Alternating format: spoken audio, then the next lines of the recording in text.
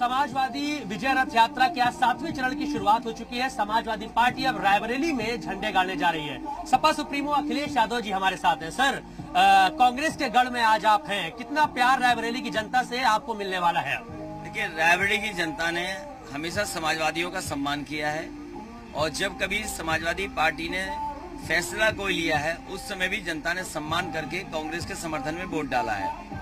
जहां तक विधानसभा का चुनाव है, पिछली बार भी बड़ी संख्या में समाजवादी पार्टी यहां सीट जीती थी और मुझे उम्मीद है कि इस बार सभी सीटें समाजवादी पार्टी रायबरेली में जीतेगी।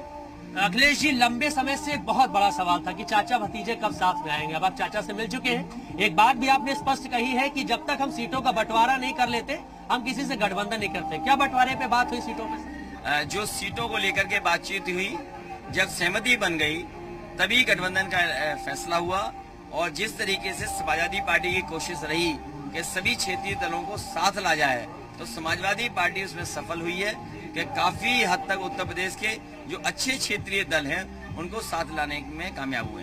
सर, मुख्यमंत्री योगी आदित्यनाथ जी ने कहा है कि समाजवाद से कभी भी रामराज नहीं आ सकता, ऐसा बोला उन्होंने। जो राम राज्य की परिकल्पना करना है उसमें समाजवाद है।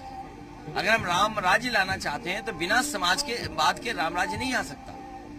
इसलिए जो राम राज्य है वही समाजवाद है और राम राज्य जो लाना चाहते हैं उन्हें समाजवादी सिद्धांतों को ही लागू करना पड़ेगा। हमारे माननीय मुख्यमंत्री जी को ये जानकारी नहीं है कि बिना समाजवाद लाए हुए राम राज्य नहीं आ सकता। पूरे प्रदेश में सर रथ यात्रा चल रही है, बड़ी भीड़ इकट्ठा कर रहे हैं आप। बीजेपी के लोग कह रहे हैं भाड़े की भीड़ है। ये भारतीय जनता पार्टी की विदाई होनी है।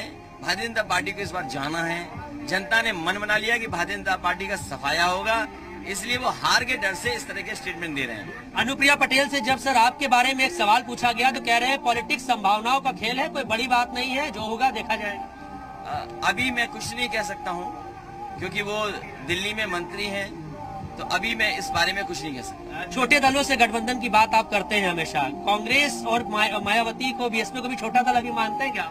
नहीं, वो बड़े दल हैं, राष्ट्रीय दल हैं। उनके साथ मेरा गठबंधन पहले भी हुआ था और जो गठबंधन हुआ उसका अनुभव ठीक नहीं रहा।